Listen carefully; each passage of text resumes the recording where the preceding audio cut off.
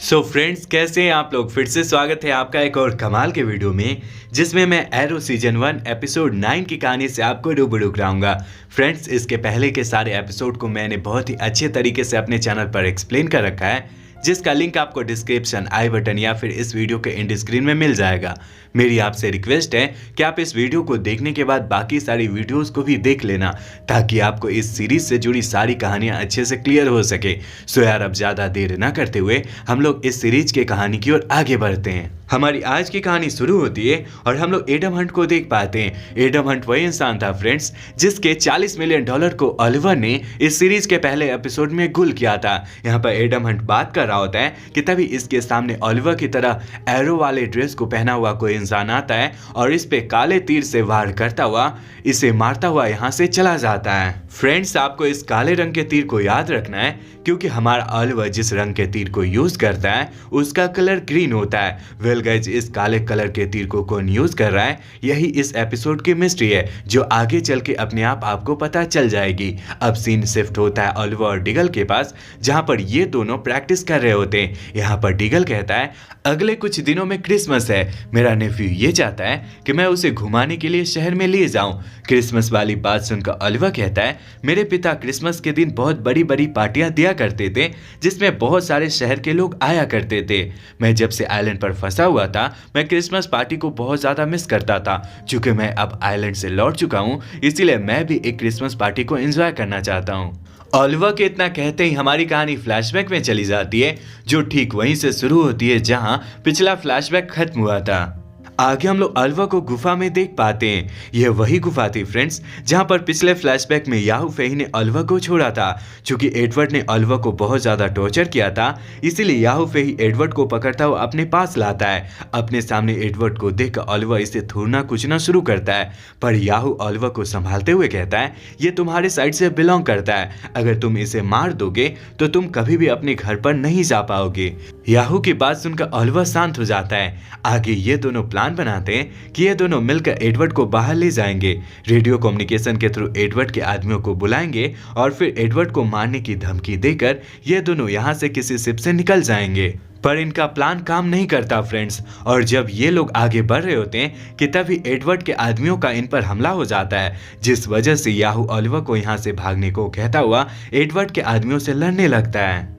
जब ओलिवर भागता हुआ पीछे मुड़कर देखता है तो इसकी नजर एडवर्ड के आदमियों पर पड़ती है, जिसने याहू को अपनी गिरफ्त में ले रखा होता है और सारे मिलकर याहू को पीटते हुए अपने साथ ले जा रहे होते हैं। ओलिवर बस एक पेड़ के सामने खड़ा होता हुआ इन सारी चीजों को देख रहा होता है और इसी के साथ ये कहानी फ्लैशबैक से वापस आती है। आगे हम लोग ओलिवर को देख पाते हैं, जो सच संवर कर अपने घर पर पहुंचता है, जहां इसकी मुलाकात टिया से होती है। यहाँ पर ओलिवर टिया से पूछता है, अगले कुछ दिनों में क्रिसमस है, हमारे घर पर क्रिसमस की तैयारियां क्यों नहीं हो रही है? हमारे पिता तो क्रिसमस के दिन बड़ी बड़ी पार्टियां दिया करते थे। ओलिवर को सुनने के बाद टिया कहती है, मैं थोड़ा सा भी इंटरेस्टेड नहीं हूँ कि हमारे घर में क्रिसमस की पार्टी हो।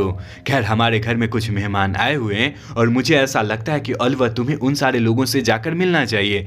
अपनी बहन की बात सुनकर ओलिवर सारे मेहमान के पास जाता है और साथ में डिनर करना शुरू करता है। यहाँ मौजूद सारे शहर के अमीर लोग एक साथ खाना खा रहे होते हैं कि तभी वॉल्टर के पास किसी का कॉल आता है। यहाँ से वॉल्टर उठता हुआ बाहर चला जाता है। आगे हम लोगों को पता चलता है कि वॉल्टर को फेलिसिटी ने कॉल किया है। यहाँ पर इन दोनों की बातों से हमें पता चलता है कि जिस डायरी के बारे में वॉल्टर और फेलिसिटी मिलकर जांच पड़ताल कर रहे होते, उसमें डॉग मिलर नाम के एक इंसान का जिक्र होता है। बात करें फ्रेंड्स हम लोग डॉग मिलर की, तो ये वॉल्टर की कंपनी में काम करने वाला व्हाइट कॉलर क्रिमिनल होता है, जो अधिकांशतः मर्लिन के नक्शे कदम पर चला करता था। एक तरफ वॉल्टर और फेलिसिटी बात कर रहे होते हैं, तो दूसरी तरफ हम लोग डिनर में आए हुए सारे गेस्ट को देख पाते हैं। यहाँ पर सारे लोगों को पुलिस कमिश्नर से पता चलता है बीते रात एरो ने ब्लैक कलर के डार्ट या फिर एरो को यूज करते हुए एडम हंट को मार दिया था।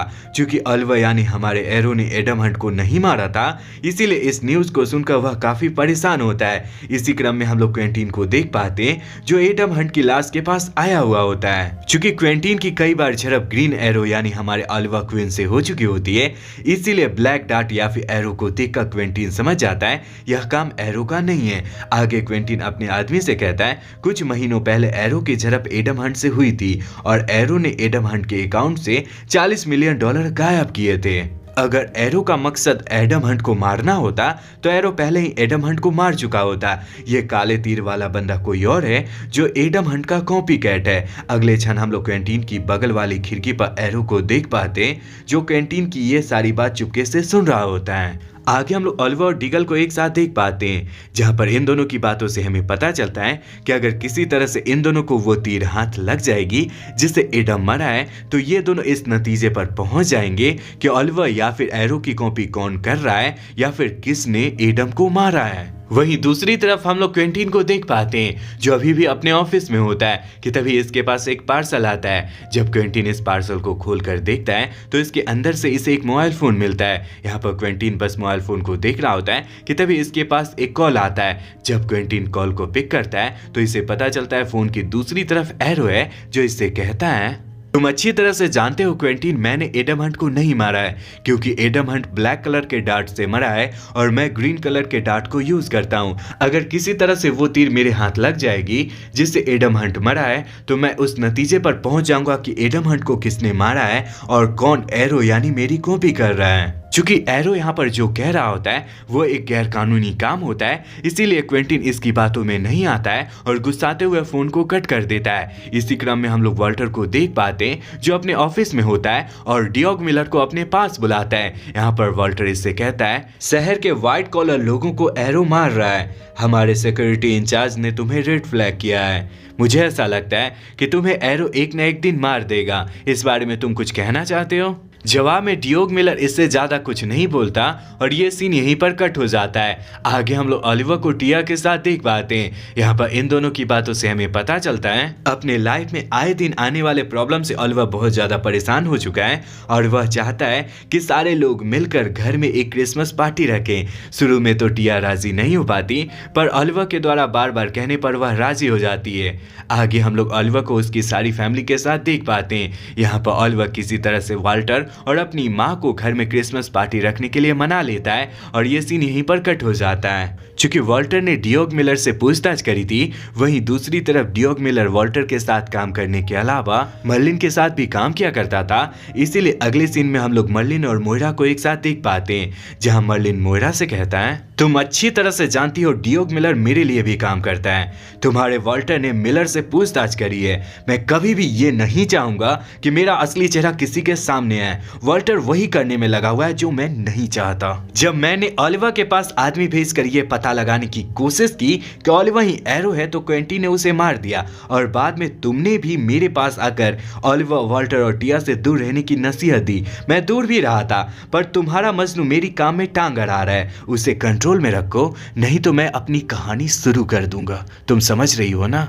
मर्लिन को गुस्साए हुए देखकर मोइरा न चाहते हुए भी हाँ में सिर हिलाती है और ये सीन यहीं पर कट हो जाता है। अगले क्षण हम लोग नेल्सन रैबिच नाम के एक इंसान को देख पाते हैं जो एक व्हाइट कॉलर क्रिमिनल होता है। नेल्सन रैबिच रोड पर टहल रहा होता है कि तभी इसके पास कोई आता है और इस पर लगातार ब्लैक एरो से हमला करता हुआ इसे मार देता है। यहाँ पर ध्यान देने वाली बात यह है फ्रेंड्स कि नेल्सन जिस एरो से मरा है उसका कलर भी ब्लैक है। जब नेल्सन के मरने की खबर क्विंटीन को पता चलती है तब वह अपने कमांडर से कहता है, शहर में दो नकाबपोश या फिर हुड वाले लोग घूम रहे हैं। पहला ओरिजिनल है और दूसरा ओरिजिनल की कॉपी कर रहा है। एक से तो हम लोग निपट ही नहीं पा रहे थे, अब दूसरा आ गया है, हमें क्या करना चाहिए? जिस पर कमांडर कहता है, मैं पूरे शहर में यह अफवाह फैला देता हूं कि ब्लैक और ग्रीन कलर के एरो को यूज करने वाला इंसान एक ही है।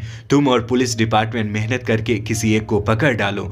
मैं कभी भी ये नहीं चाहता कि पूरे शहर में यह अफवाह फैले कि शहर में दो नकाबपोश या फिर हुड वाले लोग घूम रहे हैं जो किसी की भी जान ले लेते हैं। चूंकि क्विंटीन एक साफ दिल वाला पुलिस ऑफिसर होता है और कमिश्नर के आदेश से एरो न पकड़ा जाए, इसीलिए क्विंटीन पार्सल में मिले फोन से एरो को कॉल करके बताता है नेल्सन रैबिच और एडम हंट जिस ब्लैक तीर से मरे हैं वो इसे यानी एरो को कहाँ मिलेगा। क्विंटीन की बात सुनने के बाद ओलिवर यानी हमारा एरो उस खास जगह से तीर को निकालता हुआ फेलिसिटी के पास पहुंचता है, जहां से इसे पता चलता है इस तीर के सिरे पर टेफ्लॉन कोटेड टाइटेनियम ब्लेड लगी हुई है जो केवल ऑर्डर देने पर ही बनाई जाती है। ऐसा तीर केवल सार्जेटेरियम नाम की कंपनी बनाती है। आगे फेलिसिटी सार्जेटेरियम कंपनी के डाटा को हैक करके एक एड्रेस बताते हुए कहती है, अभी मैं जो एड्रेस लिख रही हूँ उस पर किसी इंसान ने इसी तरह के लगभग 200 यूनिट कस्टम मेड तीर मंगवाए हैं। अगर तुम वहां पर जाओगे तो तुम्हें आगे की कहानी पता चलेगी। इस बात को सुनकर ऑलिवर एरो बनकर फेलिसिटी के द्वारा बताए गए जगह पर पहुंचता है, पर इसे यहाँ पर कोई भी नहीं मिलता। यहीं पर ऑलिवर को केवल एक छोटा सा टैंक दिखाई पड़ता है जिसमें लिक्विड भर रहा होता है और टैंक के सिरे पर एक चिंगारी झलक रही होती है। इस चिंगारी वाले टैंक को देखकर एरो समझ जाता है कि कोई इसे मारने की साजिश कर रहा है, इसीलिए एरो यहाँ से भागने की कोशिश करता है। पर इसी समय यहाँ पर एक जोरदार का धमाका होता है। चूंकि एरो पहले से ही सजग हो चुका होता है, इसीलिए इस धमाके में एरो को ज्यादा कुछ नहीं हो पाता और वह अपने घर पर पहुंचता है। आज क्रिसमस की रात होती है फ्रेंड्स, इसीलिए टॉमी लॉरेन के घर पर पहुंचता है और इसे कुछ गिफ्ट देता हुआ ऑलिवर की पार्टी में साथ चलने को कहता है। शुरू में तो लॉरेन राजी नहीं हो पाती, पर टॉमी के द्वारा प्यार से बात करने पर वह राजी हो जाती है। इसी क्रम में हम लोग ऑलिवर और डिगल को देख पाते हैं जो अपने पार्टी में सारे लोगों की अच्छी तरीके से खातिरदारी कर रहे होते हैं। इसी क्रम में इन दोनों को सेन यानी टिया का बॉयफ्रेंड दिखाई पड़ता है। ये दोनों काफी देर तक सेन से बात करते हैं और फिर सेन को टिया के पास भेज देते हैं। चूंकि मर्लिन ने मोइरा के ऊपर में प्रेशर बना रखा था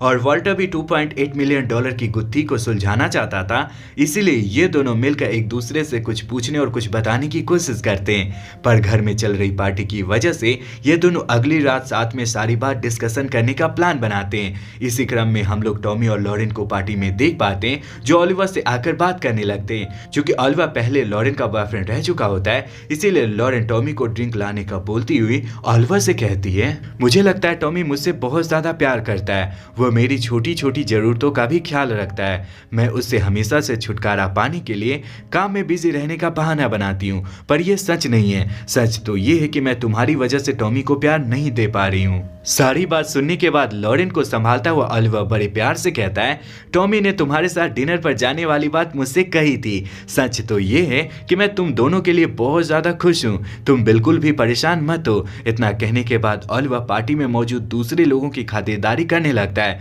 कि तभी इसे ऐसा लगता है कि टिया पार्टी में नहीं है। इसीलिए वह टिया को तलाशता हुआ उसके कमरे में पहुंचता है, जहां इसे टिया अपनी बॉयफ्रेंड सेन के बाहों में लिपटी हुई दिखाई पड़ती है। ऑलिवर टिया को ज्यादा कुछ बोल पाता कि इससे पहले डिगल आकर ऑलिवर से कहता है, कुछ अर्जेंट है, तुम्हें मेरे साथ आना चाहिए। आगे डिगल से ऑलिवर को पता चलता है जो इंसान एरो को कॉपी करता हुआ ऑलिवर के शिकार को मार रहा है, उसने शहर में कई लोगों को किडनैप कर रखा है और हर घंटे उसने बंधक को मारने की धमकी दी है। इस बात को सुनकर ऑलिवर एरो बनता हुआ किडनैपिंग वाली साइट पर पहुंचता है और मौका पाकर सारे बंधकों को छुड़ाने में कामयाब होता है। ऑलिवर सारे बंधकों को निकाल चुका होता है कि तभी ब्लैक तीर रखने वाला ये इंसान एरो पर हमला करता है। जवाब में एरो भी इससे लड़ने झगड़ने की कोशिश करता है, पर यह ब्लैक तीर रखने वाला इंसान फुर्ती दिखाते हुए एरो पर लगातार कुछ तीर से हमला करता है और इसे घायल कर देता है। एरो जमीन पर पड़ा हुआ होता है कि इसके पास ब्लैक तीर रखने वाला इंसान आकर कहता है, तुम डायरी में मौजूद लोगों को अपना निशाना बना रहे हो ना, वैसी कई डायरियां हैं। उस डायरी को लिखने वाला कभी भी ये नहीं चाहता कि तुम जिंदा बचो। इतना कहने के बाद ये दोबारा से एरो पर हमला करके इसे मारने की कोशिश करता है। आगे हमारा एरो जैसे तैसे करके खुद को संभालता हुआ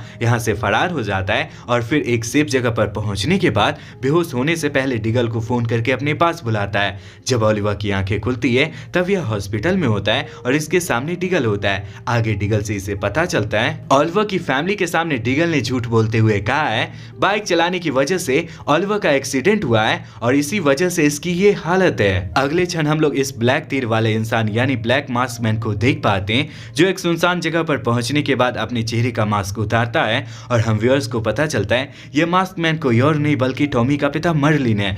तो दूसरी तरफ वाल्टर को हम लोग देख पाते हैं जो फेलिसिटी से $2.8 मिलियन की पूरी गुत्थी को अच्छी तरह से सुलझाने के बारे में बात कर रहा होता है कि तभी लिफ्ट में कोई इंसान इसे बेहोश करके किडनैप कर लेता है। क्योंकि अब तक ब्लैक मास्क मैन यानी मर्लिन से ऑलिवर को पता चल चुका होता है कि ऑलिवर के पास मौजूद डायरी की कॉपी शहर में मौजूद दूसरे लोगों के पास है और डायरी को ऑलिवर के पिता ने न लिखकर किसी तीसरे इंसान ने लिखी है। इसीलिए वह दोबारा से रिकवर होने के बाद डायरी की गुत्थी को पूरी तरह से सुलझाने का प्लान बनाता है। Well guys, Merlin mask man बनकर क्यों एरो के टारगेट को मार रहा है, वाल्टर को किसने और क्यों किडनैप किया, यही तो अगले एपिसोड की मिस्ट्री है। अगर आप आगे के एपिसोड को देखना चाहते हो तो कमेंट में नेक्स्ट टाइप कर देना।